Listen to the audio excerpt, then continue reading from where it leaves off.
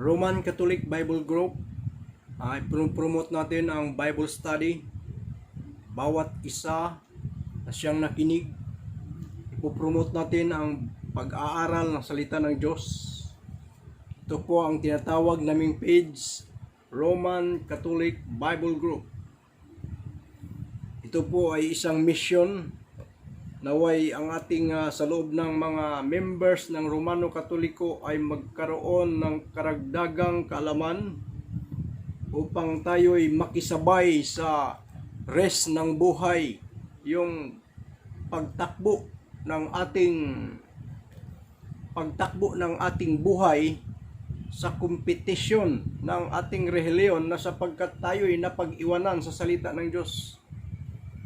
Kaya itong pagkakataon na to ay ibinigay sa akin ng Panginoon upang maipangaral ang salita sa loob ng Romano Katoliko upang magsaliksik, upang magpukpok doon sa mga members na pagdating sa salita ng Diyos ay naging mabigat tayo sa pagbabasa. Lalo na sa karamihan sa atin mga members na pagdating sa Bible ay tayo'y walang oras. Aaminin na po natin yan na tayo'y napakahina pagdating sa pagsaliksik sa salita ng Diyos. Tayo'y napakatamad sa pagsaliksik sa salita ng Diyos. Tayo'y malaking pagkukulang sa pagsaliksik sa atin sa loob ng ating sarili. Ang ating sarili ay kailangan nating saliksikin ang buhay kung bakit tayo nilikha. Ano ang kailangan ng Diyos sa atin? Magbibigay ako ng verse, Jeremiah 1:4-5. Ang sabi doon ng Panginoon, bago ka pa nilikha sa iyong sinampupunan ng iyong magulang, ikaw ay nakilala ko na.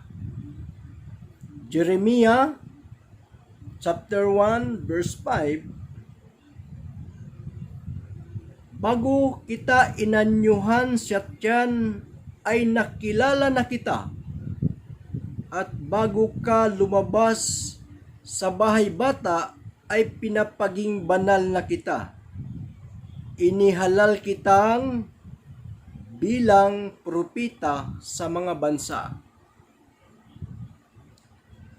Si Propeta Jeremiah, sinabihan ng Panginoon na nagpakita sa kanya, bago ka pa nilikha sa sinampupunan ng iyong magulang, yun ang sabi sa Biblia. Bago ka lumabas sa sinampupunan ng iyong magulang, ay pinapaging banal na kita. Ika'y nakikilala ko na. Ang lahat ng iyong mga plano sa buhay ay alam na kung ano ang iyong gagawin. Alam na ang iyong mga hakbang, kung ano ang plano ng iyong buhay. Ang Diyos na siyang nagtala ng kanyang salita. Ang mga propeta noon, pinagsisiwalat, iniingatan ang salita. Pagdating sa panibagong henerasyon, ang salita pa rin. Ang sabi doon sa kanyang mga apostoles, siwalat nyo ang aking salita. Doon sa lahat ng sulok ng mundo. Kaya ngayon, sa pamamagitan ng FB, mga friends ko, naway lumaganap ito na tayo'y magkaroon ng kalakasan. Tayo'y magkaroon ng biyaya sa Panginoon na siyang nagsisiwala tayo sa kanyang salita. Dahil ang obligasyon natin ay ang pagsiwalat ng salita ng Panginoon. Friends, brothers and sisters, mayroon po kayong gawain sa Panginoon. Ngunit hindi nyo pinapakiramdaman. Sa loob ng Romano Katoliko, may ipinapagawa ang Diyos sa inyo sa pagsaliksik ng kanyang banal na salita. How many years that you are a Roman Catholic, ano ang knowledge mo sa salita ng Panginoon na ipinaalam sa iyo, na ibinigay sa iyo at hindi mo binigyan ng action? Tandaan po natin na tayo ay hindi maliligtas sa ating relihiyon, kundi doon sa kanyang pagsaliksik at sa kanyang mga gawa. Pagsaliksik at mga gawa, doon po natin basihan ang ating kaligtasan. Kaligtasan doon sa iyong pagmamahal sa Panginoon na inihabilin niya sa mga apostolis at ipinamana sa atin sa pagsiwalat ng kanyang salita. Kaya po, pag tayo'y nagkulang ng biyaya, tayo po ay may mga pagkukulang doon sa kanyang salita. Kung naalala nyo si Adan at si Eva nung hindi pa nagkasala, wala silang problema sa pagkain. Lahat nandoon, mga prutas. Nung sila'y nagkasala, binigyan ng Diyos ng limitasyon ang biyaya. Yung lupa, wala nang ibubunga, pakunti-kunti na lang. Ganun po yun.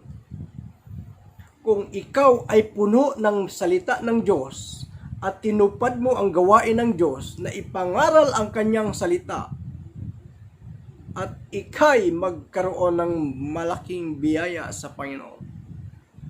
Kaya salamat sa Diyos na tayo ay binigyan niya ng pagkakataon na mapagturuan ang ating mga brothers and sisters, na mapukpok ang lahat ng mga miyembro sa pag-aaral ng kanyang salita. Dahil ito po ang ating buhay.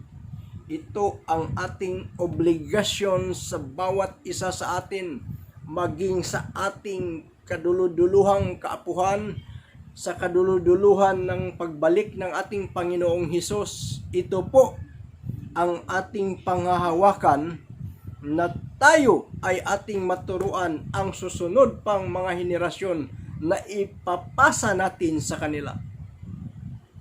Ano ang gagawin mo? Isisilang ka? Mabubuhay sa lahat ng mga bisyo at mamatay? Yun ba ang gawain ng Diyos? Na bago ka isilang, yun ba ang magiging mission mo? Bigyan mo naman ng halaga ang salita ng Diyos, kung saan kanya nilikha. Tanungin mo ang iyong sarili kung ano ang mga bagay mong gawin sa mundong ito. Ikaw ba ay nilikha upang mamatay? Kumain, sumaya, mamatay? Ikaw ba ay nilikha upang gampanan ang salita ng Diyos? Salamat sa Diyos kung ganun. Yun ang mga sabi ng apostoles. Magkaroon ka ng bakanting mga kayamanan na inihanda ng ating Panginoon. Paano ka magkaroon ng bakanting kayamanan doon sa langit kung hindi mo pinaghandaan pagsaliksikin ang kanyang salita? Mabuhay po tayong mga Romano Katoliko na siyang magpuspos sa pag-aaral. Sabihin mo, Romano Katoliko ako. Romano Katoliko ka, pero nakatago ito. Pag tayo ay nasa relihiyon, panghawakan natin ang kanyang salita. Saliksikin, pag-aralan. Mark 16:15 ang sabi, preach the word all over the world. Kaya, isa natin sa mga mission natin na i-preach ang kanyang word, ang kanyang salita all over the world. Sa atin, all over Roman Catholic, all over the world.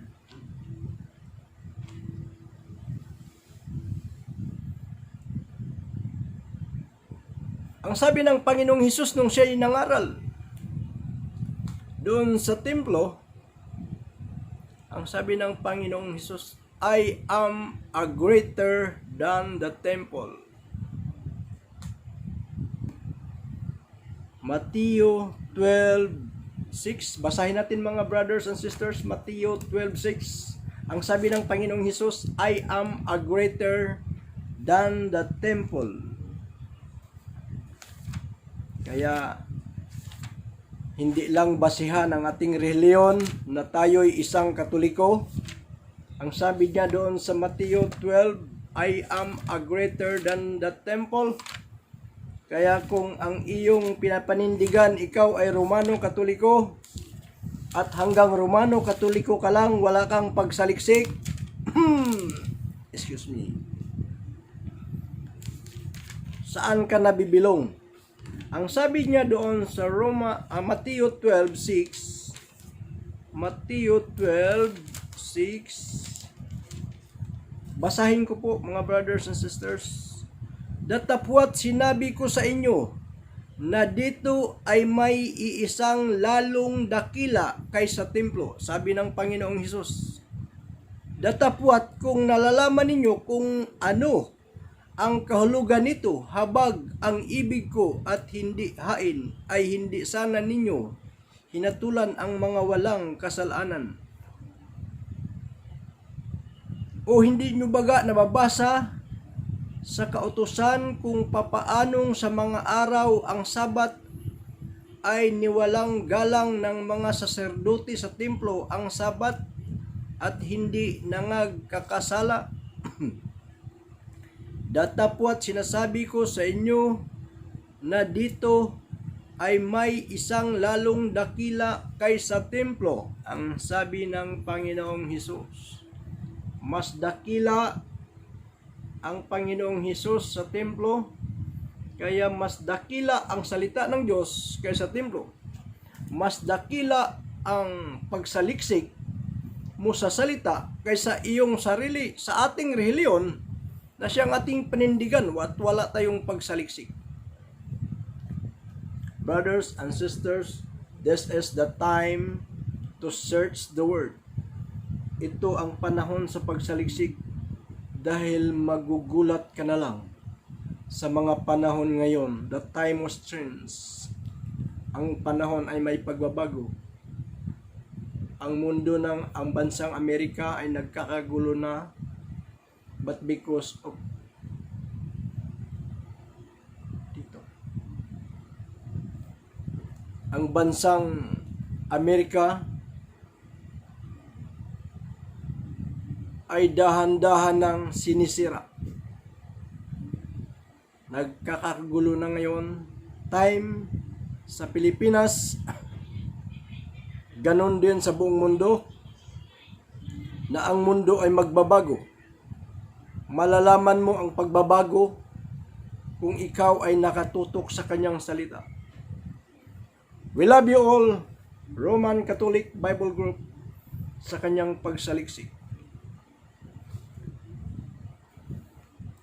Mateo 28:16 ang sinabi, babasahin ko lang po kung sino po ang sinasampalatayanan. Excuse me. Mateo 12:16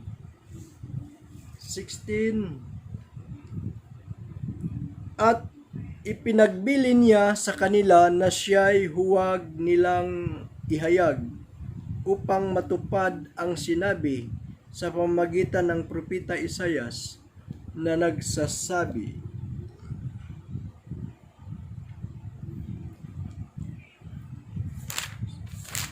Mateo 28:16, Mateo 28:16.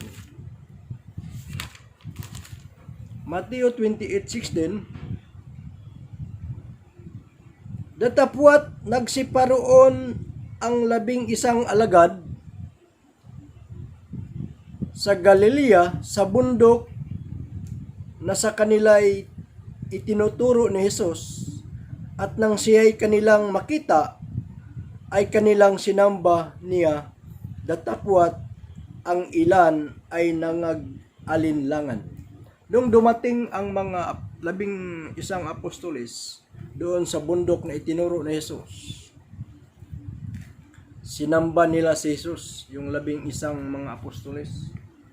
Pero may ilan sa kanila ay nag-alinlangan kay Jesus sa pagsamba. Dahil katulad mo na dahil sa kakulangan ng pagsaliksik ay nag-aalangan ka sa pagsasamba, dahil sa iyong pagkakaalangan ikaw ay nakukuha ng ibang sikta dahil sa iyong kakulangan sa pag-aaral ng salita ng Diyos, at napunta ka doon sa walang sinasamba. Di ko alam kung saan ka sasamba. Kaya sambahin mo ang pangalan ng ating Panginoong Hesus. Ang sabi na doon ng binautismuhan si Jesus, nagbukas ang langit at may nagsalita. Ang sabi niya, isa sa kanya ko ang aking espiritu, ang sabi ng Amang makapangyarihan sa taas. May espiritu na nagsalita.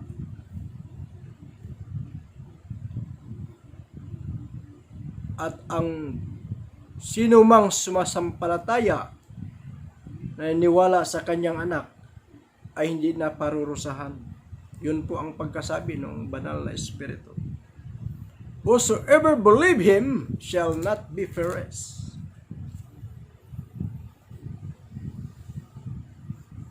Ang espiritu ng Ama ay suma sa kanyang anak, sapagkat ang anak ay banal. At ang banal, katulad mo, pag ikaw ay magiging banal, ang espiritu ng Panginoong Hesus ay suma sa iyo. At ikaw ay hindi ka nakasama doon sa pangalawang kamatayan na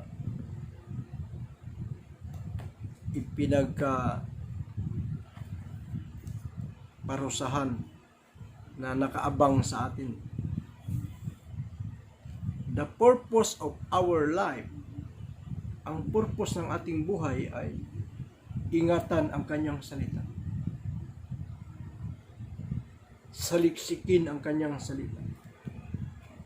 Salamat sa Diyos at tayo'y binigyan niya ng pagkakataon na siyang makatulong ako sa pagtuturo ng ating mga brothers and sisters sa loob ng Romano Katoliko. God bless everyone. Mabuhay po tayong lahat sa loob ng Romano Catholic Bible Group. In the name of the Father, and of the Son, and of the Holy Spirit. Amen. God bless all. Mabuhay po kayo lahat. Pakishare na lang po sa lahat ng ating mga brothers and sisters sa loob ng Romano Katoliko, naway madagdagan ang kanilang kaalaman sa ating Bible Study Group. Mabuhay po. Paalam. Paalam.